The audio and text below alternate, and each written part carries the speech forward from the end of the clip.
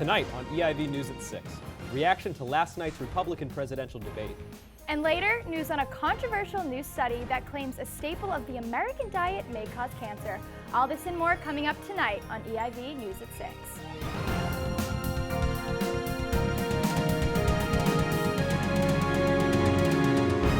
Hello and welcome to this edition of EIV News at 6. I'm Jacob Carroza. And I'm Gina Brazeo. We begin with tonight's top stories. The third Republican debate was last night. The candidates were challenged on their tax plans and views on one another. Many pundits say Marco Rubio is last night's winner, with poll frontrunners Ben Carson and Donald Trump remaining mostly silent. Perhaps the strongest performance was from Ted Cruz, who attacked the moderator's questions. And you look at the questions. Donald Trump, are you a comic book villain? Ben Carson, can you do math? John Kasich, will you insult two people over here? Marco Rubio, why don't you resign? Jeb Bush, why have your numbers fallen? How about talking about the substantive issues people care about? One research group says Cruz's comments connected with 98% of their focus group, the highest level of approval the group has ever seen in a debate. The Richland County Police Department has decided to fire Deputy Ben Fields after an incident of police brutality went viral. A video surfaced showing Fields, a white police officer, forcibly dragging a black student out of a classroom because of her refusal to leave after allegedly disrupting the class. Although they disapprove of his conduct, Sheriff Leon Lott and the Richland County Police Department also put some blame on the student and her disruptive actions during the class. There's some responsibility that falls on her. Now, the action of our deputies, we take responsibility for that. Fields' trial is set for January. America has a new budget. Congressional leaders have reached a tentative agreement with the White House on a budget deal. The new budget will raise the debt ceiling as we're expected to hit the one currently in place by Tuesday. The plan increases spending by $50 billion next year and $30 billion in 2017. John Boehner, the departing Speaker of the House, is using his final days in office to rally support for the plan. There's a new Republican leader. House Republicans have elected Paul Ryan as the new Speaker of the House. Ryan won the election with 200 votes, 4 times as many as second place Daniel Webster. His first challenge will be passing the new House budget, a bill he has recently started to support. At 45, Ryan is the youngest Speaker of the House since the Civil War and replaces the departing John Boehner. The World Health Organization has named a new carcinogen. The WHO has moved processed meat into the same cancer-causing category as tobacco. While vegetarians may be rejoicing, experts are urging carnivores to remain calm. While the WHO has acknowledged that there is a link between cancer and meat, it has not stated anything definitive about how dangerous consuming meat really is. We may be one step closer to a cure for cancer. On Tuesday, federal health officials approved a new drug that uses the herpes virus to destroy skin cancer tumors. For now, the drug is only approved for melanoma tumors that cannot be removed surgically. Company studies showed that about 16% of patients injected with the drug saw their tumors shrink, compared with 2% of patients who took more conventional cancer drugs. Melanoma currently affects over 74,000 patients a year. For the first time in 25 years, math scores in America have dropped. Specifically, the average 4th and 8th grade math scores have declined by 2 or 3 points since the last test 2 years ago. Researchers believe the recent recession and re-amplified Common Core curriculum are potential causes. Education Secretary Arne Duncan holds that the drop should not be overanalyzed, for states, teachers, and students are still adjusting to the new curriculum. The Republican presidential primary may have a new frontrunner. The most recent CBS New York Times poll shows Ben Carson receiving 26% of the vote versus Donald Trump's 22%. This is the first time in months that Trump is not in the lead. None of the other candidates are polling above 10%. A former Speaker of the House might be heading to prison. Today, former Speaker of the House Dennis Hastert pleaded guilty to money laundering. He allegedly paid a former student to cover up sexual misconduct. The incidents occurred while he was the boys' high school wrestling coach in Illinois. If convicted, he could spend up to 6 months in prison based on a deal reached with the government. The plea makes Hastert the first ex-speaker convicted of a crime since the Civil War. Now with the latest news from around the world, our international correspondent Swetha Amarasan. Thanks, guys. Iran is getting more involved in the Syrian war.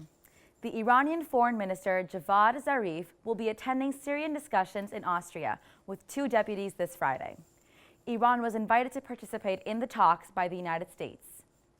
Iran's future plans include placing more of its military personnel in Syria to help advise the Syrian army under President Bashar al-Assad. A Saudi Arabian prince was caught engaging in illegal activity. The prince was taken into custody at the Beirut, Lebanon airport for allegedly trying to traffic drugs out of the nation. He was among 5 arrested after being accused of trying to smuggle 2 tons of Captagon amphetamine pills to Saudi Arabia via plane. Captagon is a brand of pharmaceutical drug that was discontinued in the 1980s. Drug manufacturers are producing fake Captagon pills containing amphetamine, which is the most in-demand drug in Saudi Arabia. Arab refugees are finding new means of transportation between Arctic nations. Travel through the Storskog border crossing between Russia and Norway has been occurring on bicycles. Russia does not permit walkers to cross its border, and Norway punishes human trafficking drivers, leaving those wishing to cross between the two nations with no other choice. About 500 refugees a week are purchasing bikes in Murmansk, Russia, and pedaling the 0.3 of a mile to Norway. That's all I have for international news. Back to you. Thanks, Swetha. Coming up next on EIV News at 6, a major toy manufacturer may be facing a critical shortage this holiday season. And news on the ridiculous amount of cash that one tech giant has on hand. All this and more coming up. Welcome back to EIV News at 6. We go now to Ann Carroll with the biggest sports stories of the week. Thanks, Jacob. 2 Pittsburgh Steelers were fined Wednesday for supporting personal causes. D'Angelo Williams was fined $5,587 for writing "Find the Cure" on his eye black. William Gay was fined the same amount as well for wearing purple cleats in support of domestic violence awareness.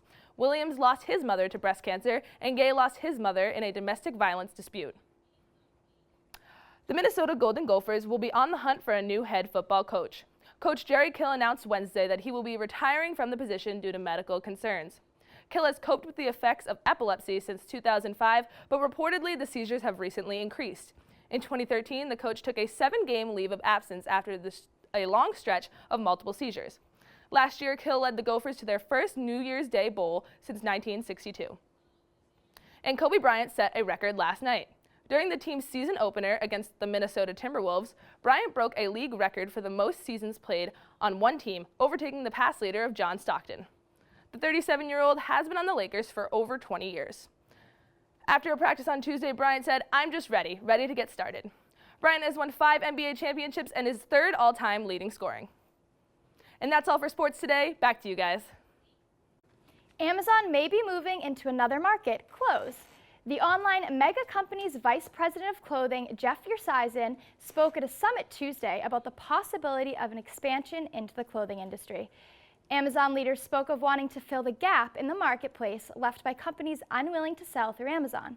Amazon will not stop selling other companies' clothing, but stressed that their main goal is to give their customers the best deals possible. News on a major corporate merger. This Tuesday, Walgreens announced that it will purchase rival company Rite Aid in a $17.2 billion deal, combining the 2nd and 3rd largest drugstores. If approved, the merger will intensify the already fierce competition between Walgreens and CVS Health. CVS holds 58% market share in the drugstore business, while Walgreens will hold 41%. Lego is running out of bricks this Christmas. The Danish toy company will not be able to deliver all of its expected holiday orders in some European markets. The shortage comes after the company experienced an 18% sales growth in 2015. Lego has been popular for years, but the company's success skyrocketed since the release of the Lego Movie, making them the biggest toy manufacturer in the world. One major tech giant announces massive growth. Apple continues to increase revenue despite plummeting sales of iPads, Apple Watches, and Apple Pay. The gadget maker's cash and investments increased by 33% in comparison over last year. Because of strong iPhone sales, the company reported a stock price profit of $1.97 a share. Apple now has enough profit to give each American $646, almost enough for an iPhone 6 Plus. One store is saying no to Black Friday. Sporting goods store REI will not open its doors this Friday after Thanksgiving. The store says it will not be processing online sales that day either. However, the company will pay its employees, allowing them to spend time with their family. The CEO says it's a statement through the company's values to ditch shopping on Black Friday and enjoy the great outdoors instead. A heartwarming story of paying it forward. Teenager Tario Fuller has become a social media phenomenon after an act of kindness at Target. A viral photo shows Fuller with a young girl who he bought a doll for. Fuller approached the girl in the toy aisle and offered to buy her whatever doll she wanted.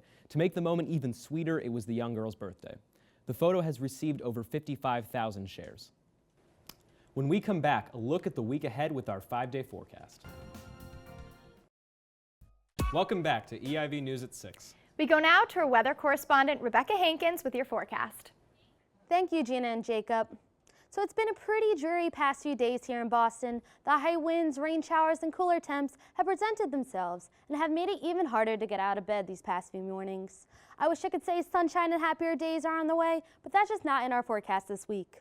We will see, however, slightly better weather conditions to celebrate this year's Halloween weekend, but more on that later. Today we experienced thunderstorms and wind gusts up to 30 miles per hour. The skies will clear tonight and the temperature will drop into the mid-40s. Now let's take a look at our extended forecast. Tomorrow is going to be generally sunny despite a few clouds appearing in the afternoon. The high will be 57 degrees and the low is going to be around 36.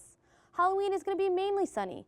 There is no chance of rain throughout the day, but a 10% chance of rain in the evening. It'll be around 44 degrees out at night, so parents, make sure your little ones have a light coat on or an extra layer. Sunday is going to be overcast with winds up to 20 miles per hour.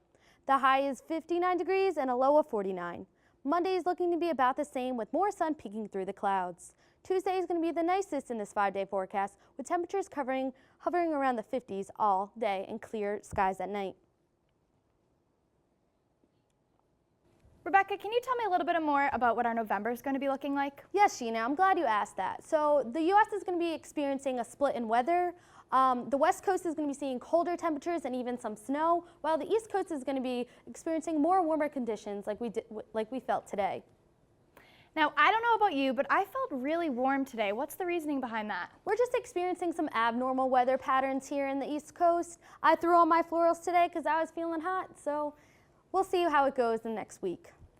So that's all I have for weather this week. Have a fun and safe Halloween weekend. Thanks, Rebecca. Well, that's all we have for tonight. I'm Jacob Carosa. And I'm Gina Brazeo. Thanks for watching.